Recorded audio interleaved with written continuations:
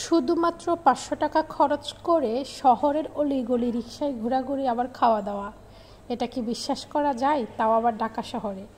হ্যাঁ, আমি করেছি এই অসম্ভবকে সম্ভব। আর অবশ্যই এটা দেখার জন্য পুরো ভিডিওটা আপনাদেরকে দেখতে হবে। হ্যালো এভরিওয়ান, আসসালামু আলাইকুম, welcome to my new blog. আশা করি আপনারা সবাই ভালো আছেন। এরকম সন্ধ্যা নামার আগ মুহূর্তে রিকশায় চড়ে শহরের অলিগলি ঘোরার ফিলিংসটা কিন্তু অন্যরকম। রাস্তায় ভিড়ের মধ্যে হালকা বাতাস আর চারপাশের শব্দ মনে হচ্ছে একটা সরল অনুভূতি। আর ভ্রমণের সাথে যদি থাকে নিজের পছন্দের ফুচকা ঝালমুড়ি খাওয়া, তাহলে ভ্রমণের আনন্দটা কিন্তু আরও দ্বিগুণ হয়ে যায়। আর এই ছোটোখাটো আনন্দগুলো কিন্তু খুব বেশি দূরে নয়, আমাদের চারপাশেই থাকে, শুধুমাত্র আমরা খুঁজে নিতে ভুলে যাই। আর ওই দিনের আকাশটা এত বেশি সুন্দর ছিল, দেখতেই পাচ্ছেন আমি কিন্তু বারবার আকাশের ভিডিও করে যাচ্ছি। আর দুই বোনের কথা তো যেন শেষই হয় না। বাসায় সারাদিন গল্প করছি, কথাবার্তা বলছি, তারপরেও মনে হচ্ছে অনেক কথা জমা থেকে গেছে, কারণ আমাদের দেখা হয় অনেক দিন পরে বা আড্ডা হয় অনেক দিন পরে।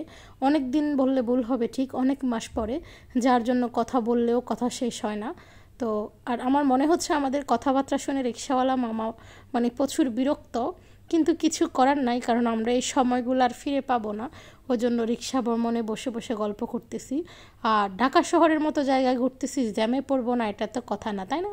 প্রচুর জ্যামে আটকে পড়েছি, মানে লম্বা সময় ধরে মনে হচ্ছে, মানে ওই যে কি জ্যাম পড়াটাও বুঝতে পারছে আল্লাহ যে আমরা আরও মানে অনেক সময় লাগবে কথাবার্তা শেষ করতে, যার জন্য আমাদেরকে গল্প করার জন্য রিল্যাক্সে বসায় দিয়েছে রিকশার মধ্যে জ্যামে পাড়ায়।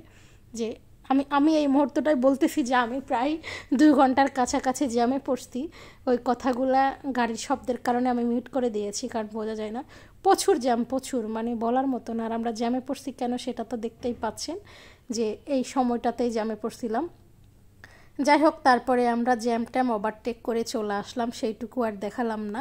আমরা খেলাম হচ্ছে ফুচকা। আমি জাল ফুচকা খাই না, এটা হচ্ছে দই ফুচকা, আমার পছন্দের ফুচকা।